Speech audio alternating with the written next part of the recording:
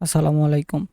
আগের ভিডিওতে আমরা দেখলাম জাস্ট পেজের ভিতরে পেজের নাম লিখে ফাইল তৈরি করলে, কম্পোনেন্ট তৈরি করলে সেটা একটা করে রাউট হিসেবে তৈরি হয় এবং সেটা আমরা অ্যাক্সেস করতে পারি। তো খুব ইজিলি আমরা কিন্তু অ্যাক্সেস করতে পারতেছি, আমাদের রাউটিং এর কোনো ঝামেলাই হচ্ছে না।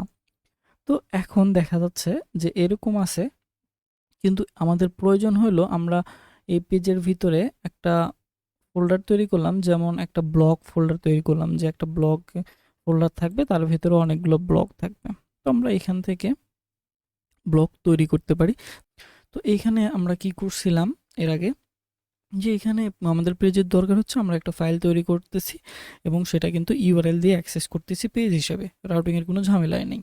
তো আমরা যদি একটা অনেকগুলো ব্লগ থাকে এবং আমাদের একটা ফোল্ডার থাকে যে ব্লগ স্ল্যাশ থাকবে ব্লগ, যেমন এখানে এখন একটা তো দরকার নাই, এখন এটা স্ল্যাশ ব্লক থাকলো, তারপর ব্লকের যে আইডি থাকলো সেই ব্লকের আইডি দিলাম। ধরেন এরকম হইলো যে হাউ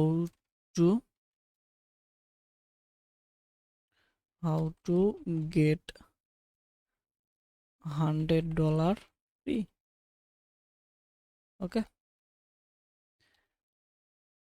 এরকমই তো হয় নাকি একটা ওয়েবসাইটের? তো এরকমই হওয়া উচিত, যে এরকমই হয়, বা এখানে হাইফেন দেওয়া থাকবে। তো এইগুলো কিভাবে নিয়ে আসবো? তো একটার পর একটা, এটাকে বলা হয় নেস্টিং করা বা রাউট নেস্টিং বলে। তো আমরা এখানে তাহলে একটা ব্লগ নামের একটা ফোল্ডার তৈরি করি এবং ব্লগ নামের ফোল্ডারের ভিতরে আমরা কি করব, অনেকগুলো ব্লগ দিয়ে দেব, অনেকগুলো ব্লগ লিস্ট দিয়ে দেব। সেক্ষেত্রে এখান থেকে ব্লগ নিলাম এবং ব্লগের পরে একটা তৈরি করলাম হাউ টু বি এ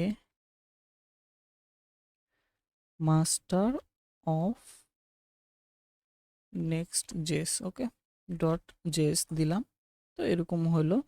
তো এখন এটাকে যদি আমরা রিয়াক্ট দিই, দেন এখানে